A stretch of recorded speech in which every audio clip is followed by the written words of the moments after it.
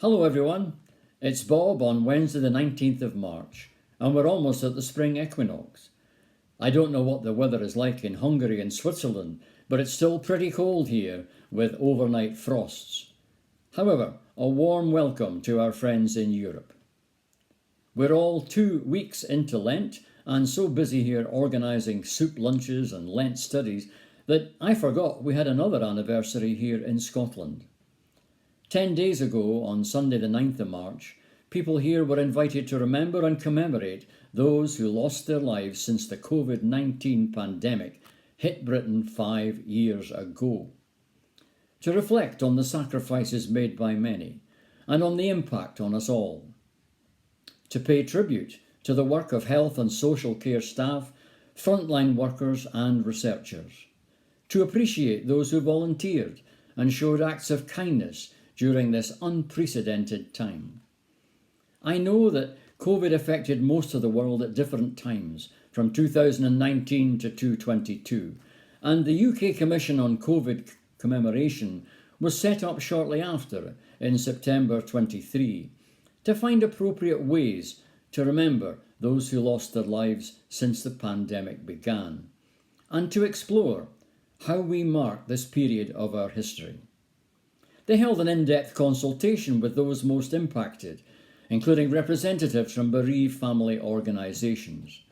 It published its final report, recommending an annual UK-wide day of reflection, hoping to offer communities across the country the opportunity to join together and provide space for people to tell their experiences of the pandemic in a way that suits them best. People were encouraged to host local events, and the day was directly organised by the UK government with input from the devolved governments of Scotland, Wales and Northern Ireland. I'm reminded of a reflection which I gave a few years ago, recounting what Esther and I did during lockdown, during those lengthening days and springtime that are with us again. If you can, get out into the countryside and think about what spring means to you. Spot the first signs of spring, like primroses, wood anemones and celandine, whose flowers open in sun and close in shade. On our morning walks, we're again watching the local farmers and what they're doing to the soil, ploughing, harrowing, seeding with grain or grass or potatoes and other vegetables. You could combine noticing nature with your regular exercise. Take more time to notice nature on your usual walk. Listen for blackbirds and house sparrows nesting in hedges and watch them carrying materials to build their nests. If you have a garden, think about hanging bundles of wood and straw to help them with their nesting. If you can't venture far, go into your garden or nearest green space and take a photograph.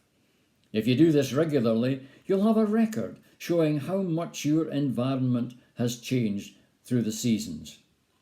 Unfortunately, this won't blot out sad memories, but it will help, marvelling at God's creation and continued regeneration of nature, and encourage our resilience and spiritual growth.